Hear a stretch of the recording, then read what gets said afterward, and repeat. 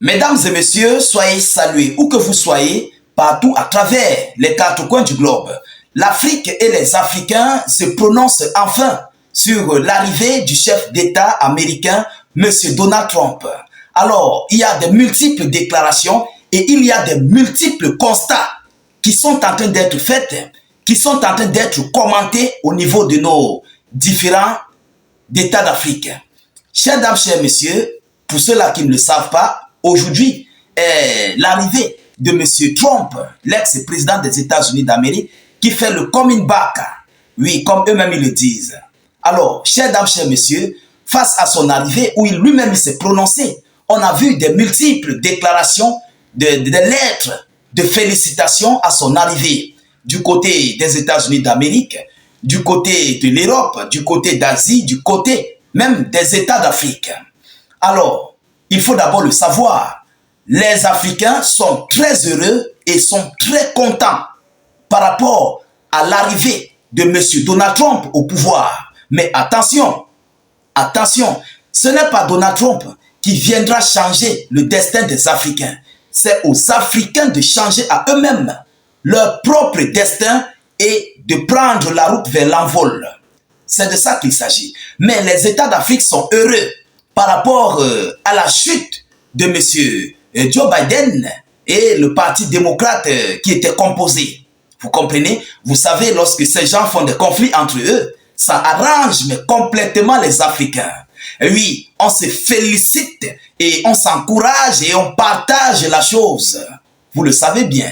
Alors, face à ce renversement, les Africains sont très heureux. Ils sont contents et ça fait le tapage médiatique au niveau de nos États d'Afrique. Mais les constats qui sont en train d'être faits au niveau de nos différents États, chers dames, chers messieurs, il y a eu de multiples lettres de félicitations venant de nos États d'Afrique, mais certains d'entre eux sont encore sous silence. Qu'est-ce qui se passe? Il s'agit de qui concrètement? Qu'est-ce qui n'a pas marché? Mesdames, et Mesdemoiselles et messieurs, alors on a vu la réaction du Burkina Faso, la réaction du Mali, la réaction du Niger par rapport aux différents ministres des Affaires étrangères. Nous avons même d'ailleurs observé la réaction de l'Afrique du Sud, la réaction même du Nigeria, du Ghana, du Togo, de plusieurs pays, le Cameroun, le Gabon, la Centrafrique, le Congo. On a vu des réactions qui ont franchi les lignes médiatiques ou bien les lignes des réseaux sociaux. Vous comprenez? Alors, on se pose des questions. On va parler là de la Côte d'Ivoire. Pourquoi ce silence absolu du côté de la Côte d'Ivoire? Qu'est-ce qui se passe?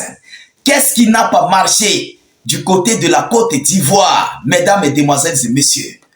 On sait tous que Alassane Dramane Ouattara était l'ami, le camarade, l'homologue de M. Joe Biden. Mais qu'est-ce qui n'a pas marché à l'arrivée du chef d'État républicain, M. Donald Trump? Alors, permettez-moi d'abord de vous donner ici quelques lettres de félicitations telles que du Nigeria qui s'est prononcé. Qu'est-ce que Tinubu a dit? Le président Tinubu attend avec impatience de renforcer les liens entre le Nigeria et les États-Unis dans le contexte des défis et des opportunités complexes du monde contemporain. Le dirigeant nigérian se dit convaincu que celui-ci rapprochera le monde de la paix et de la prospérité. Mesdames, Mesdemoiselles et messieurs, Tinubu a besoin de paix et de la prospérité parce qu'il occupe une position très très critique face aux États de l'AES. Alors lui-même était dans un embarras de choix. Parce que vous savez, le Parti démocrate, le parti du côté de l'Europe, donc la France, avec la pression des États-Unis d'Amérique, cherchait coûte que coûte à faire tomber le régime nigérien. Donc du Niger, vous comprenez? Alors, face à cette situation, Bola Tinubu se sent complètement et totalement soulagé. Et oui, il se sent soulagé. Mesdames, Mesdemoiselles et messieurs. Alors, du côté de la Côte d'Ivoire, qu'est-ce qui se passe? Mais avant d'y arriver, en Côte d'Ivoire, permettez-moi de vous donner encore d'autres annonces venant des États d'Afrique. Nous avons le président sud-africain qui s'est prononcé. Monsieur Cyril Ramaphosa a exprimé sa volonté de maintenir le partenariat solide et mutuel avantageux entre les deux pays dans tous les domaines. Il a encore dit attendre le président sud-africain du G20 en 2025. Alors nous avons ici le Togo qui s'est prononcé, Faure Gnassingbé s'est prononcé, nous avons le Burundi qui s'est prononcé. Je dis même les pays de l'AES ont félicité. Ils ont été humbles malgré les défis qui se sont posés. Alors pourquoi Alassane Dramane Ouattara a gardé le silence? Pourquoi ce silence? Mesdames, Mesdemoiselles et Messieurs, pour ceux-là qui ne le savent pas, Alassane Ouattara s'entendait mieux avec Joe Biden. Oui, parce que c'est un démocrate. Et monsieur Alassane Ouattara a complètement et copieusement mis monsieur Donald Trump à l'écart de toutes ses activités. Et monsieur Donald Trump, qui est là pour la paix, parce qu'il a dit, il est venu pour la paix. Alors, on ne sait pas si c'est un tapage politique, et vu ce qui se passe, vu ce qui est en train de se préparer sur le côté du républicain, M. Donald Trump, il a dit qu'il est venu pour la paix. Donc, en d'autres termes, il mettra fin aux différents conflits dans le monde. Et nous savons tous le défi que M. Alassane Dramane Ouattara a été lancé par ses maîtres français otaniens occidentaux. Alors, sachant que l'Occident est le fils des États-Unis d'Amérique et Washington ne souhaite plus voir des conflits. Washington souhaite de voir la paix dans le monde. Chers dames, chers messieurs, Alassane Dramane Ouattara est en train de tomber et il a une pression. Il a une pression venant de l'Occident, plus précisément la France, qui avait dit, qui avait mis à ce qu'il puisse remporter les pays de l'AES entre les mains de la CEDEAO et de l'Occident. Alors, face à l'arrivée de M. Donald Trump, le président ivoirien est complètement entre les quatre murs. Il est contrecarré en fait. Oui, il est dos au mur parce que M. Donald Trump ne veut plus de conflits. Vous comprenez? Il vient pour la paix. Face à cette situation, l'Occident ou bien la France n'aura plus une pression sur Ouattara et qui même d'ailleurs resterait au pouvoir si et seulement si il remporterait les pays de l'AES entre les mains de la CEDEAO et de l'Occident. Face à cette situation, face à cette paix que M. Donald Trump a besoin, Alassane Dramane Ouattara est en train de réfléchir à la perte de son fauteuil présidentiel. Parce qu'il faut le dire, il est presque à la fin, l'an prochain sont les élections. Donc il est à la fin de son mandat, vous comprenez? Mais il avait espoir de récupérer les pays de l'AES, de remettre à l'Occident et de continuer à rester au pouvoir. La France devait le soutenir. Plus précisément, Macron devait le soutenir.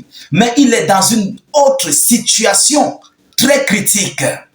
Oui, une situation à laquelle les patrons de Macron, donc qui sont les démocrates, et comme ils ne sont plus là, ils ont été bannis par les républicains et ces républicains n'ont plus besoin de conflits.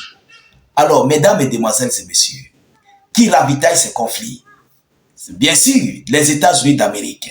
Dès lors que le tuyau du robinet